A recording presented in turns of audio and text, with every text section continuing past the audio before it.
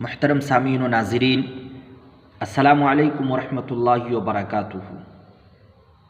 محترم سامعین باتمکین و مکرم ناظرین، ہمارا اسلامی یوٹیوب چینل سمیع اللہ قاسمی پر آپ کا خیر مقدم اور خوش آمدید ہے۔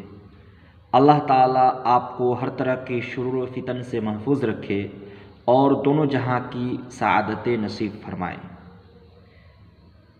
محترم سامعین و ناظرین، ہم نے اس سے پہلے والے سبق کے اندر تختی نمبر 15 کو پڑھا تھا، جس کے اندر بتایا گیا حروف قمری اور حروف شمسی کے بارے میں کہ حروف قمری الف لام اگر حروف قمری کے شروع میں آتا ہے تو صرف لام پڑھا جائے گا، الف کو نہیں پڑھیں گے، اور اگر الف لام حروف شمسی کے شروع میں آتا ہے تو نہ الف پڑھا جائے گا نہ لام پڑھا جائے گا، بلکہ بعد والے حرف سے ملا کر پڑھیں گے۔ جیسے اذا الشمس میں دیکھے کہ یہاں پہ نہ تو الف پڑھا جا رہا ہے اور نہ لام پڑھا جا رہا ہے، بلکہ بعد والا حرف شین پڑھا جا رہا ہے۔ اس کے بعد تختی نمبر 16 کے اندر لفظ اللہ کا قاعدہ کے تعلق سے بتایا گیا تھا کہ لفظ اللہ کے لام سے پہلے، لفظ اللہ سے پہلے اگر زبر یا پیش ہو تو لفظ اللہ کے لام کو ہم پور پڑھیں گے، اور اگر زیر ہو تو لفظ اللہ کے لام کو ہم باریک پڑھیں گے۔ ٹھیک ہے نا؟ اب اس کے اندر جو ہے نا، آج جو ہے ہم پڑھنے والے ہیں تختی نمبر 17 کو، تختی نمبر 17 کو وقف کرنے کے قاعدے۔ وقف یعنی قرآن شریف پڑھتے پڑھتے کس طرح ٹھہرا جائے گا، اس تعلق سے بہت ساری باتیں آج اس تختی کے اندر کرنی ہیں۔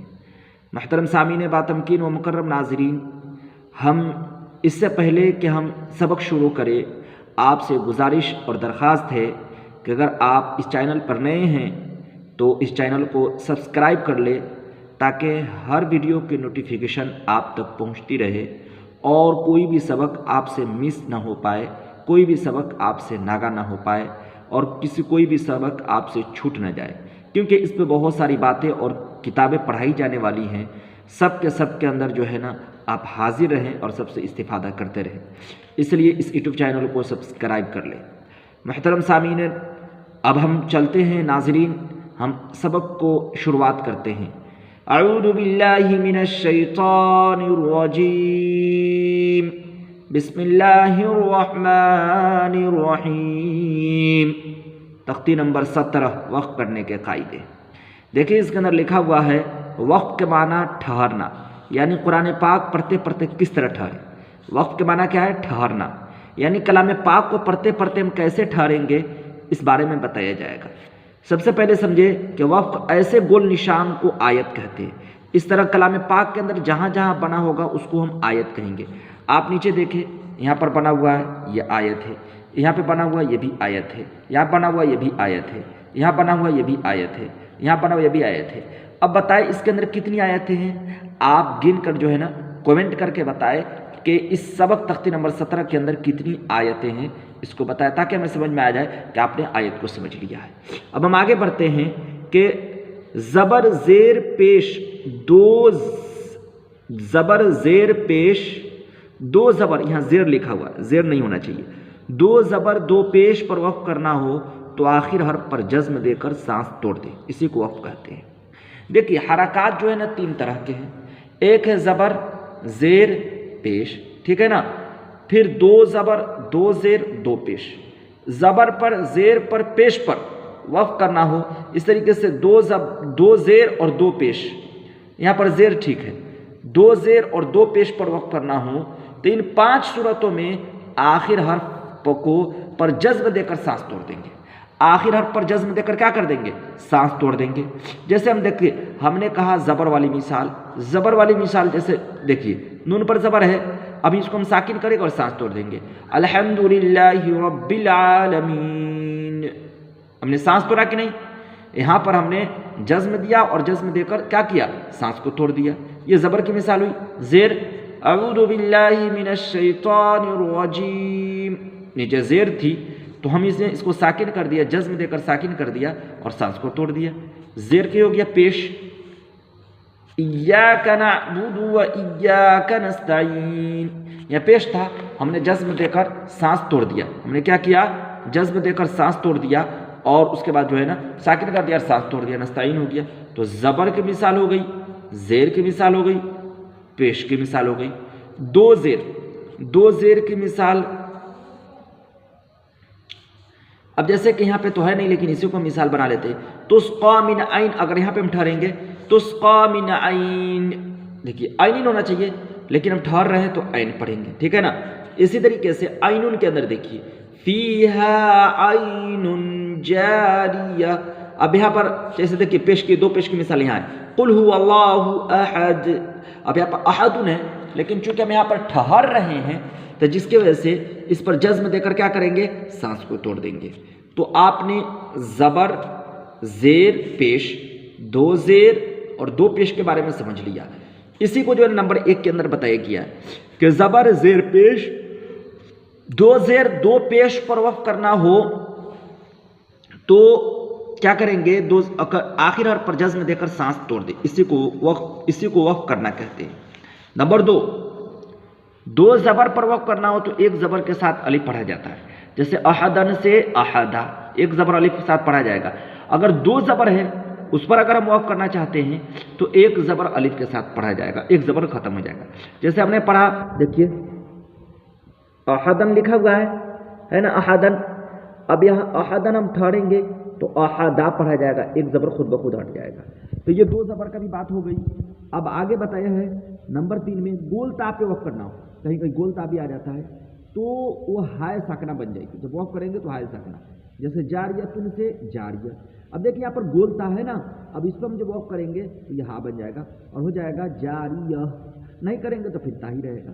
تو اس کے اندر 3 طرح کی باتیں بتائی گئی۔ دیکھیے دو زبر زیر پیش، دو زیر اور دو پیش پہ وقف کرنا ہو تو ہم جزم دے کر سانس توڑ دیں گے، ٹھیک ہے، آخر حرف پر جزم دے کر کیا کر دیں گے، سانس توڑ دیں گے، ٹھیک ہے۔ اور اگر دو زبر پر وقف کرنا ہو تو ایک زبر الف کے ساتھ پڑھا جائے گا، کیا ہوگا، ایک زبر الف کے ساتھ پڑھا جائے گا، ٹھیک ہے۔ اس طریقے سے گول تا پہ وقف کرنا ہو تو یہ ہائے ساکنہ بن جائے گی، ہائے ساکنہ بن جائے گی، ٹھیک ہے۔ اب ہم جو ہے نا ہم سبق کو پڑھتے ہیں، آپ اس کے اندر دیکھتے چلیں۔ سب سے پہلے اس کے اندر کیا ہے، تعوذ و تسمیہ کو زبانی یاد کرا دیں۔ آپ تعوذ و تسمیہ، تعوذ کہتے ہیں اعوذ باللہ من الشیطان الرجیم کو، اور تسمیہ کہتے ہیں بسم اللہ الرحمن الرحیم کو۔ آپ تعوذ اور تسمیہ دونوں کو جو ہے نا زبانی یاد کر لیں۔ ہم آپ کو مشق کرا دیتے ہیں تاکہ آپ کو زبانی یاد کرنے میں آسانی ہو۔ سب سے پہلے دیکھیے اعو ہوتا ہے، اعو ہم کیا کہہ دیتے ہیں، عام طور پر پڑھنے میں ہم کیا کہہ دیتے ہیں، اعوذ باللہ، اعوذ باللہ۔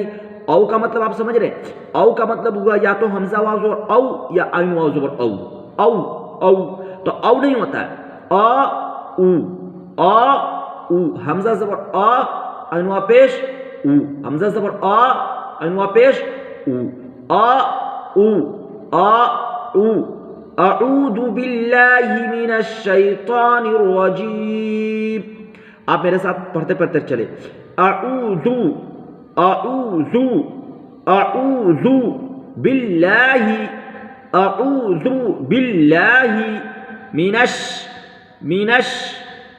الشیطان الرجیم، اعوذ باللہ من الشیطان الرجیم۔ آگے ہے بسم اللہ الرحمن الرحیم، بسم اللہ الرحمن الرحیم، اعوذ باللہ من الشیطان الرجیم، بسم اللہ الرحمن الرحیم۔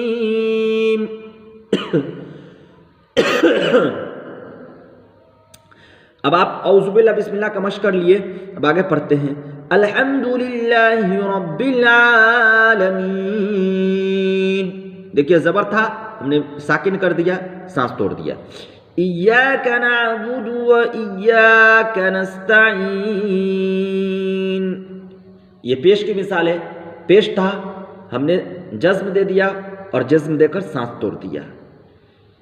قل هو اللہ احد، یہ دو پیش کی مثال ہے، ہم نے جزم دے کر سانس توڑ دیا، کیا ہو گیا، قل هو اللہ احد، ان مع العسر یسرا، اصل میں کیا ہونا چاہیے، یسرن، لیکن چونکہ دو زیر زبر ہے اور دو زبر کا وقف کرنے کا طریقہ بتایا گیا کہ ایک زبر الف کے ساتھ پڑھا جائے گا، خود بخود ختم ہو جائے گا.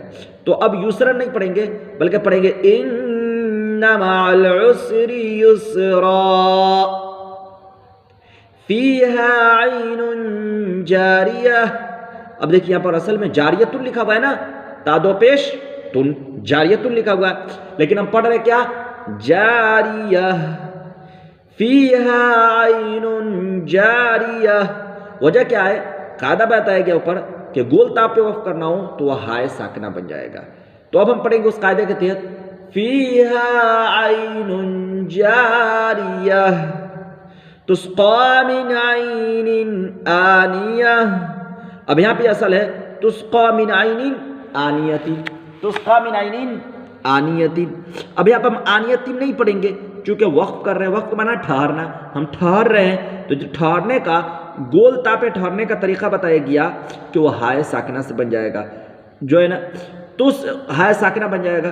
تسقا من عین آنیہ، یہ ایسا ہے جیسے یہ ہاجور یہ تسقا من عین آنیہ لا تسمع فیہا لاغیہ. یہاں پر بھی گولتا والی مثال ہے، گولتا والی مثال ہے، یہ جو ہے نا ہا بن جا رہی ہے. لا تسمع فیہا لاغیہ. اب ہم نے آج محترم سامعین پیارے ناظرین، ہم نے آج جو ہے تختی نمبر 17 کو پڑھا جس کے اندر وقف کرنے کے قاعدے کو بتائے گئے. ہم نے ابھی آپ کو بتایا کہ وقف کے معنی آتا ہے ٹھہرنا، یعنی کلام پاک کو پڑھتے پڑھتے کیسے ٹھہرا جائے گا. یہ جو گول نشان کلام پاک کے اندر جو دیا رہتا ہے اسی کو ہم آیت کہتے ہیں. ٹھیک ہے، وقف کے بارے میں بتایا گیا کہ زبر زیر پیش، دو زیر دو پیش پر وقف کرنا ہو تو آخر حرف کو جزم دے کر ہم سانس توڑ دیں گے، بس کھیل ختم. اور دو زبر پر وقف کرنا ہو تو ایک زبر الف کے ساتھ پڑھا جائے گا. ٹھیک ہے نا. اور اگر گولتا پہ اس پہ وقف کرنا ہے تو وہ گولتا ہائے ساکنہ بن جائے گا. تو آج ہم نے تختی نمبر 17 کو پڑھا، اس کے اندر بہت ساری باتیں بتائی گئی.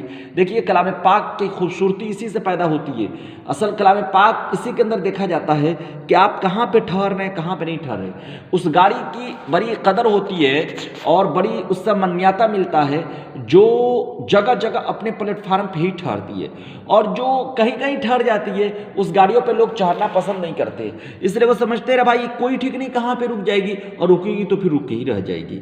اور جو گاڑی ٹائملی چلتی ہے پھر اپنی جگہ پہ ہی کھڑی ہوتی ہے تو اسے پیسنجر بھی اس جگہ ملتا ہے، ساتھ میں لوگ اس پہ چڑھنا بھی پسند کرتے ہیں اور اچھا بھی لگتا ہے. اس طریقے سے ہم کلام پاک پڑھتے ہیں، ہم جہاں چاہیں وہاں ٹھہر جائیں گے. یہ قرآن کی خوبصورتی کو ختم کر دیتا ہے. قرآن کی خوبصورتی اس میں ہے کہ ہم ایسی جگہ ٹھہرے جہاں ٹھہرنے کو کہا جا رہا ہے. تو آج ہم نے وقف کرنے کے قاعدے پڑھے. اللہ تبارک و تعالیٰ سے دعا ہے کہ اللہ رب العزت ہمیں کلام پاک کو خوب اچھی طرح سے پڑھنے کی توفیق عنایت فرمائے اور کلام پاک کی عزت و ادب اور احترام اور محبت ہمارے دلوں کے اندر بیٹھا دے. آمین یا رب العالمین. السلام علیکم ورحمۃ اللہ وبرکاتہ.